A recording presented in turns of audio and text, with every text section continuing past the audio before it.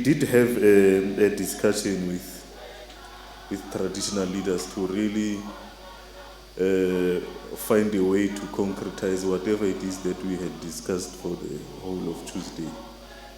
Really, the gist of the discussion, without having to go to too much detail, was to come up with some sort of an action plan to say, how do we move this thing forward? Because as you know, there's a lot of government programs that we discuss, especially here at the national level, but they don't really find expression at a community level. So our issue as traditional leaders was to say, how do we ensure that this thing gets to our people, so that because the real problem is there, it's not with us here. The real problem is in our villages. The drug abuse is there. So we agreed on two things really. We agreed that because it's our first time really having a better understanding of the problem, we need a proper training as traditional leaders to scientifically understand what is the problem. Remember, as we are here as the leadership of traditional leaders, we are representing all other traditional leaders. So we need all of us, including those who are not here, to be trained on various aspects of substance abuse that is prevalent in our communities. But secondary to that, we are going to be champions of the program in our communities. That means we will be the first people to go to our communities and say to the community, here is a problem that we previously have not been addressing because we had thought it just something that should be addressed by government, but we are here and we want to hold hands with you as traditional leaders to ensure that we fight this problem. The third and last thing that we discussed is that we need real commitment today. We need a real commitment from all the partners, be it AU, the Deputy Minister, all the partners that are here. We need the real commitment to say, you are going to follow up with that action plan. So we had an agreement that by end of today, there is going to be a pledge where everyone will be committing to their participation in ensuring that the program arrives at our communities. Well, the problem of drug trafficking and drug abuse and drug addiction and drug trade is a serious problem in Africa, in the continent. The African continent is a transit area for drugs, going from another continent to other continents and also to the continent itself. It is also a center for the manufacture of drugs, and it is also a center for consumers of drugs. And that is a serious problem that affects communities in the countryside who hitherto were immune from these kinds of social ills that were based in the main in the urban centers. Now, with the advancements in technology, you find that it is easy to get information even for people in the rural areas. Now, that's a problem that affects traditional leaders because they are the guardians of the well-being and promoters of the socio-economic well-being of the people. Now, added with the problem of unemployment, the problem of climate change affecting the conditions of our natural resources. Now, the problem is exacerbated into one where there are difficulties in controlling it. But because our people in the main continue to listen to their traditional leaders, it became necessary, therefore, that governments, through the United Nations Organization on Drugs, through the AU Commission, and other structures within South Africa, found it necessary to engage traditional leaders. This is not the first time that they've been calling on traditional leaders to come and play their role in the fight against the scourge of drug abuse and alcoholism.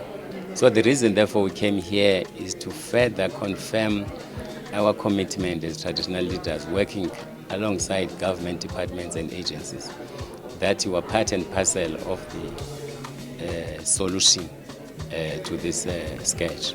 That's why you are here, and you saw there was a pledge that was in the main led by traditional leaders, but incorporating partners such as the ones I've mentioned at the national and intercontinental level and in South Africa to work together, so that working together, as you know, we can do much more and better for our people. The main objective of this meeting was really to address drug challenges in the community. Increasingly, drug use is moving away from the towns, from the urban centers to the communities. And it's very important that as we address this issue, that we bring everyone on board. Drug use is a common and shared responsibility. And as we know that in South Africa, 80% of people access services from the community leadership, the traditional leadership. So it was absolutely important that we begin to have a discussion with traditional leadership as the first line of intervention for people who are requiring services or people who are experiencing challenges with drug use. So the objective was twofold. Firstly, as a first meeting with the traditional leaders, to update them and share experiences on the challenges of drug use, on what drug use is, the tools that can be used in the community.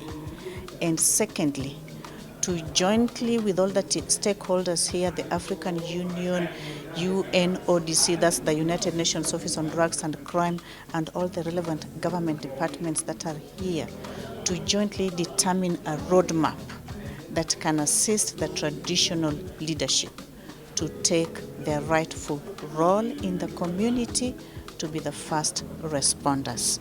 And it was important that we bring all other stakeholders together so that referral pathways can also be developed.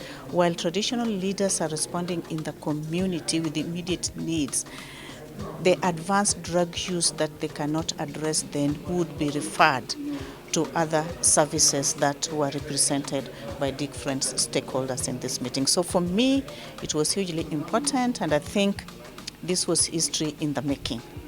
No such meeting has ever taken place in Africa, nor in South Africa. I saw the pledge as being very positive.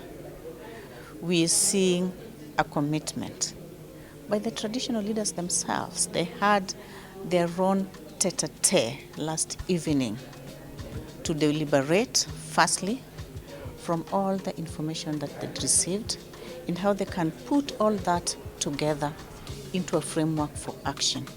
So in the pledge, there are a number of activities that they've planned and committed to doing. Firstly, to create structures. I think it's important that, as you undertake any activity, that you have structures. So they've committed to create structures starting from the national, provincial to the community level, but also to cooperate with all the partners that were here for capacity building that's needed for them to begin to take this action. But commitment without the support of the government and the international partners here will not yield much. And I think that's why it's really, really important, as you saw at the end of the commitment, that it was important to add that the pledge will be implemented with the support of all the other partners who are in the house, led by Central Drug Authority, the African Union Commission, and also the United Nations Office on Drugs and Crime Regional Office for Southern Africa.